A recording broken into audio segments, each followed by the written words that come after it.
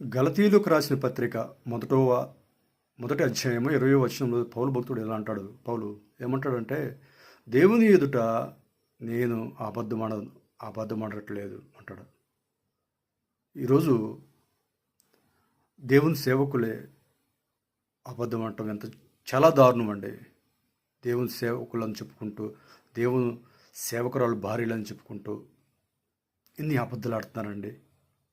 మరి నేను దైవ సేవకుడు అంటాడండి, నేను సేవకి వెళ్తున్నాను, ఇద్దరం వెళ్దారా అంటే, ఇద్దరం వెళ్ళి సువార్త ప్రకటించొద్దాంరా అంటే, సస్యమేరా, నేను రానులే, నువ్వు వెళ్ళు.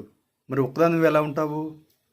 మనకు దేవుడు తోడుగా ఉన్నాడుగా, నువ్వు ప్రార్థన చేస్తావుగా, నేను ప్రార్థన చేసుకుంటాగా, మన దేవుడు తోడుగా ఉంటాడు కదా అని చెప్పేసి తన భర్త సేవకి వెళ్ళినప్పుడు ఇంట్లో సేవకురాలు గబ్బు పనులు చేసేవాళ్ళు ఎంతమంది లేరండి.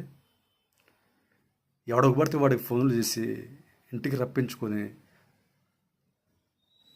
తమ శరీరాలను సాతానుగా అప్పగించే సేవకులు భార్యలు ఎంతమంది లేరండి.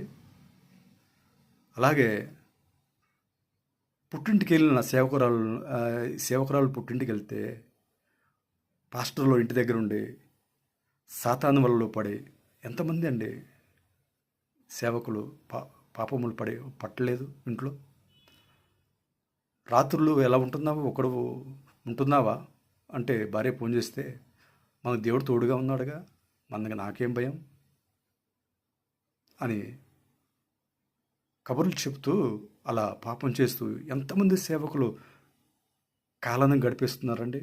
ఎంతమంది లేరండి, చాలామంది ఉన్నారు ఈ రోజుల్లో. జాగ్రత్త, నువ్వు ఇక్కడ మోసం చేయొచ్చు, ఇక్కడ అబద్ధం ఆడవచ్చు, కానీ మన దేవుడు అబద్ధం ఆడే దేవుడు కాదు. ఇక్కడ నువ్వు నీ భార్య కళ్ళు కమ్మేయచ్చు, నీ భర్త కళ్ళు కప్పొచ్చు అబద్ధంతో, కానీ దేవుడు అబద్ధం ఆడే దేవుడు కాదు, చూడకం మానే దేవుడు కాదు. నువ్వు చేసే అన్ని విషయాలు దేవుడు చూస్తాడు.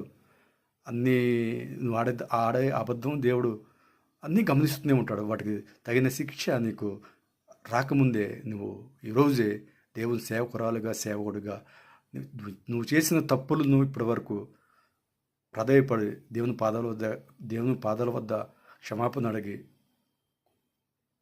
అడిగితే దేవుడు క్షమిస్తాడు. లేకపోతే హఠాత్తుగా నీ మీదకి ఏదో ఒకటే దేవుడు నాశనం అనే తెగులు నీ మీదకి పంపించకముందు నువ్వు జాగ్రత్త పడితే మంచిది. క్షమాపణ అడుగు, చాలు, దేవుడు క్షమిస్తాడు. ఇక నుంచి అలాంటి పాపిష్టి పనులు చేయమని